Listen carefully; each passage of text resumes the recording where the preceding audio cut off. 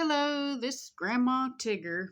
Um, Here lately, I've had the feeling that we were in an experiment, and I've not been in the best mood. And last week I did a video, and I tossed it in the trash. Um, you know, Sometimes I run ahead and I do things, and I felt like the Lord was telling me that was not a good way to present myself.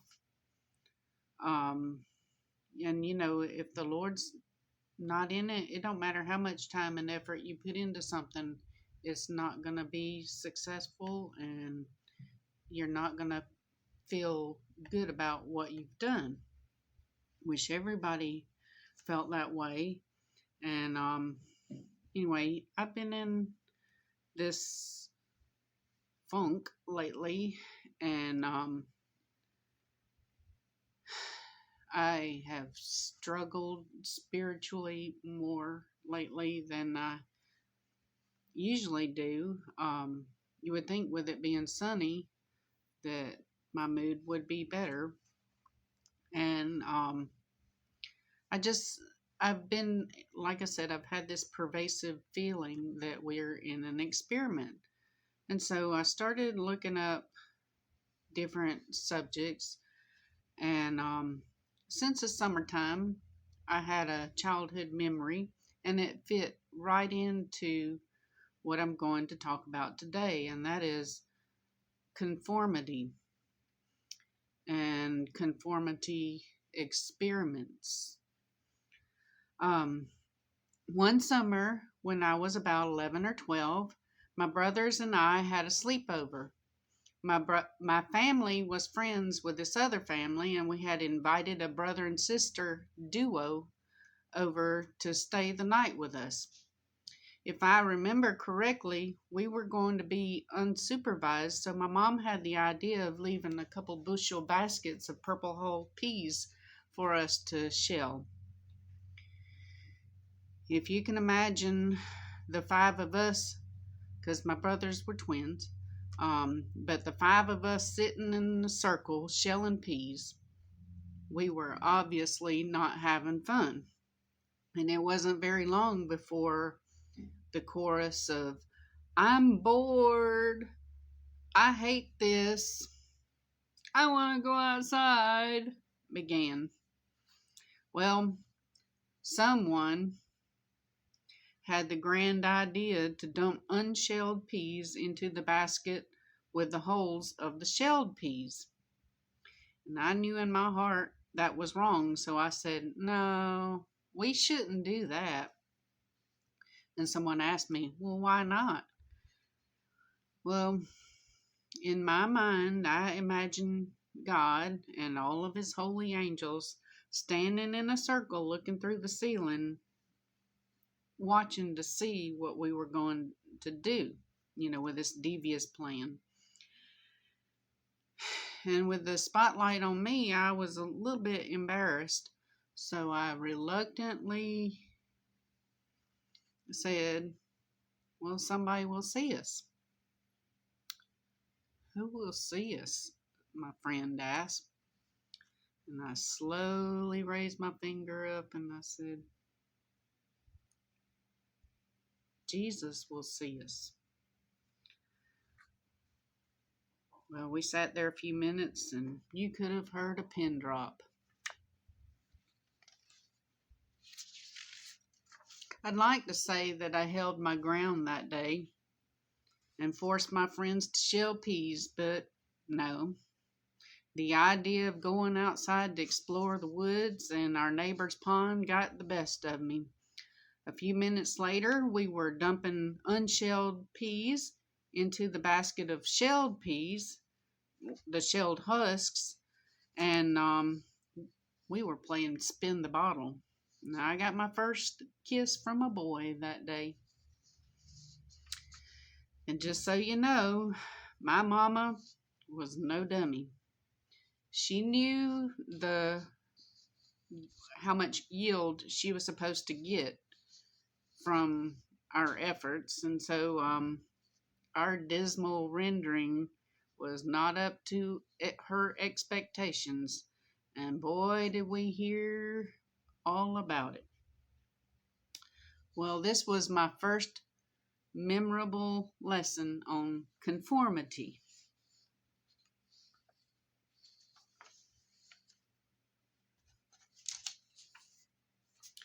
And there was a scientist named Solomon Asch. Solomon Elliot Asch was a Polish American Gestalt psychology and pioneer in social psychology. He created seminal pieces of work in impression formation, prestige suggestion, conformity, and many other topics. His work follows a common theme of Gestalt psychology that the whole is not greater than the sum of its parts, but the nature of the whole fundamentally alters the parts. Asch stated, most social acts have to be understood in their setting and lose meaning if isolated. No error in thinking about social facts is more serious than the failure to see their place and function. Asch is most well known for his conformity experiments in which he demonstrated the influence of group pressure on opinions. A review of general psychology surveys published in 2002 ranked Asch as the 41st most cited psychologist of the 20th century. And what Solomon Asch did is he had groups of students or people come in, and he had some that were in on the experiment, and he had some that were not in on it, the test subjects. And they would put these lines on a board, and they would have the test subject tell which line matched the 3 lines on the board. And you could see it in their faces. The first time they gave the correct answer, but they were looking at the other people like, what's wrong with you?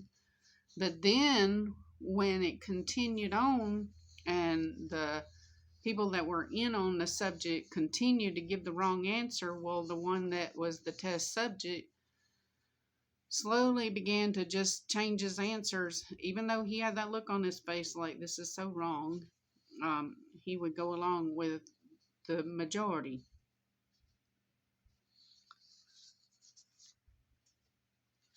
I'm going to read to you from the book of Matthew in the Bible, chapter 13, verses 20 and 21. But he that received the word into stony places, the same is he that heareth the word, and anon with joy receiveth it. Yet hath he no root in himself, but dureth for a while. For when tribulation or persecution ariseth because of the word, by and by he is offended. And I want to point out tribulation. That key word was tribulation. In the last couple of decades, I've seen a shift in the way our country is going. Since the time that George Bush and then Bill Clinton were in office, I've witnessed a paradigm shift. We went from, I'd like to teach the world to sing in perfect harmony of the 70s to pounding the ever-loving daylights out of someone for wearing political hats or t-shirts. And I feel that all of this is by design, especially since the NDAA made it legal to use propaganda on Americans. There's a new term being thrown about, and it's called astroturfing. We all know that astroturf is fake grass. The term astroturfing is a new way of describing fake grassroots movements. It's a way of giving the appearance that a good many people are behind an idea or a way of being, kind of like the Asch experiment. Many of the attendees are paid actors or individuals, like when you see a movie and you see movie extras. Some recent examples of false grassroots efforts are Black Lives Matter, Antifa, the Tea Party movement, and QAnon. Many of us average, ordinary people are baffled by what is going on with our country today. We are aware that something nefarious is afoot, yet we see so many well-educated people going along with events and even disparaging the IQs and mental wellness of the folks who try to raise the voice of caution. I myself have wondered why no one seems to be afraid or angry when people like Luc Montagnier, Brett Weinstein, Dr. Robert Malone, and Steve Kirsch, highly credentialed people, raise their concerns and then they're deplatformed, demonetized, and pushed to the shadows. Why are we going along with the censoring of information? Why aren't more people concerned about this loss of freedom? Why aren't more people protesting measures that say we have to do X, Y, or Z to have a job or to travel? Why are so many people staying silent? I'm going to tell you about another person that did experiments on people and see if that's what's going on today. Conformity is one effect of the influence on others on our thoughts, feelings, and behaviors. Another form of social influence is obedience to authority. Obedience is the change of an individual's behavior to comply with a demand by an authority figure. People often comply with the request because they are concerned about a consequence if they do not comply. Remember tribulations. To demonstrate this phenomenon, we review another classic social psychology experiment. I'm sorry, my throat. Stanley Milgram was a social psychology professor at Yale who was influenced by the trial of Adolf Eichmann, a Nazi war criminal. Eichmann's defense for the atrocities he committed was that he was just following orders. Milgram, 1963, wanted to test the validity of this defense, so he designed an experiment and initially recruited 40 men for his experiment. The volunteer participants were led to believe that they were participating in a study to improve learning and memory. The participants were told that they were to teach other students, that's learners, correct answers to a series of test items. The participants were shown how to use a device that they were told delivered electric shocks of different intensities to the learners. The participants were told to shock the learners if they gave a wrong answer to a test item, that the shock would help them learn. The participants believed they gave the learners shocks, which increased in 15-volt increments all the way up to 450 volts. And I said it that way so you could understand. 450 volts. The participants did not know that the learners were Confederates, like in the other experiment, and that the Confederates did not actually receive shocks. In response to a string of incorrect answers from the learners, the participants obediently and repeatedly shocked them.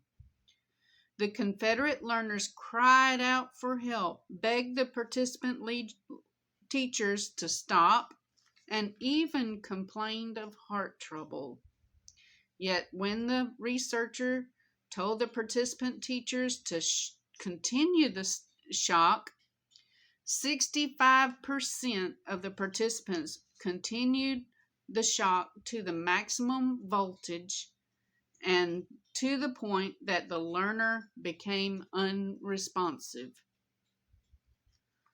What makes someone obey authority to the point of potentially causing serious harm to another person? I'd like to ask that today. Several variations of the original Milgram experiment were conducted to test the boundaries of obedience. When certain features of the situation were changed, participants were less likely to continue to deliver shocks. For example, when the setting of the experiment was moved to an office building, the percentage of participants who delivered the highest shock dropped to 48%. When the learner was in the same room as the teacher, the highest shock rate dropped to 40%. When the teacher's and learner's hands were touching, the highest shock rate dropped to 30%. When the researcher gave the orders by phone, the rate dropped to 23%. These variations show that when the humanity of the person being shocked was increased, obedience decreased. Similarly, when the authority of the experimenter decreased, so did obedience. This case is still applicable today. What does a person do if an authority figure orders something done? What if the person believes it is incorrect or worse, unethical? In a study by Martin and Bull, 2008, midwives privately filled out a questionnaire regarding best practices and expectations in delivering a baby. Then, a more senior midwife and supervisor asked the junior midwives to do something they had previously stated they were opposed to. Most of the junior midwives were obedient to authority, going against their own beliefs. So, what do I think is going on? Group dynamics is one of the most powerful forces on human psychology. I believe that there are 3 groups of people at play here. The first group is a majority of pastors and people in leadership. These people are blind guides. By saying that they are blind, I mean that they are blind to the fact that their behavior is unconstitutional and it is tyrannical against God. Either that or they simply do not care. They are self-serving and greedy. And I just want everyone to remember, and I want to remind you, that the Lord did not free our country from the bondage of England for us to be delivered into the servitude of a new world order. The second type of people, I believe, are people who are desensitized by exposure to trauma. I believe that the constant promoting of fear on the major media platforms is a form of manipulation. So like the Solomon Asch experiment and the Stanley Milgram experiment, the World Economic Forum, the WHO, the Gates Foundation, the George Soroses, and the rest of the political elite are hoping for us to be incapacitated by fear. It goes back to the verses of Matthew about hardship. People do not want to buck the system. They do not want to make themselves uncomfortable. But most of all, I believe that people simply do not have enough faith in God to have their back. The third type of people are a minority of people who see what is going on with the mind games being played by our world leaders. We see the complacency of some and the complicity of others, and we are baffled by what's going on. I myself feel like Quasimodo up in the bell tower ringing bells, and nobody wants to listen. If we can wake up to the fact that we are subjects in a devious experiment, what kind of power could we have? On April 19, 1775, a bunch of men in Lexington stood on the greens in a scene that is now called the shot heard around the world. I'm sure these early American patriots had their fair share of fear and nerves as they stood against the redcoats. If people could wake up to the fact that all of this animosity against our American brothers has been manufactured by evil people, we could come together and we could take our country back. I follow an artist on Facebook. I've been following for several years because I love his art. He's a graffiti artist for the most part, but he does do some other portrait type pictures and stuff. I just really like his art, and I really like his way of thinking. I don't agree everything that he says because he leads a different type of lifestyle than I do, but I just really love this individual, and I love what he has to say, and so I was going to read something that he wrote. And like I said, this is Mere One, MEAR 1, the number 1, ONE. Right now, more than ever, we all need a wake-up call, a reality check to put our lives into perspective according to the laws of nature. The powers that be ran a controlled experiment this past year, and the attack on the Capitol was no exception, bringing about new legislation, that's what it's all about, and propaganda to fuel the chaos and confusion, division, hate, and fear, the great mitosis of American society. This is not a wild concept. This is an agenda become reality before our very eyes. But many of us escape the lab experiment and with real eyes realize that the true enemy is not each other, but those few who control the masses situated within a highly technical, veiled, and layered system they have programmed to conceal themselves within. The 1% look to the future with paranoia and uncertainty. That is why they have been busy constructing an escape plan in which we become the willing workforce for our new empire, one where we will own nothing and be happy. Just like communism and socialism, these ideas were thought up by bourgeois elites with plans to undermine the free-thinking individual and seize their power. Remarkably, it has taken less than 50 years for this socialist nightmare to become realized. The love of life, liberty, and the pursuit of happiness and beauty are the very foundation of our constitutional rights, and this is a problem for the international technocrats and banking cartel? Where is the avant-garde, the third option? When so many people have been taught what to think, but not how to think, where do we turn? What happened to the revolution? I believe real revolution is coming. Indeed, it is in motion now.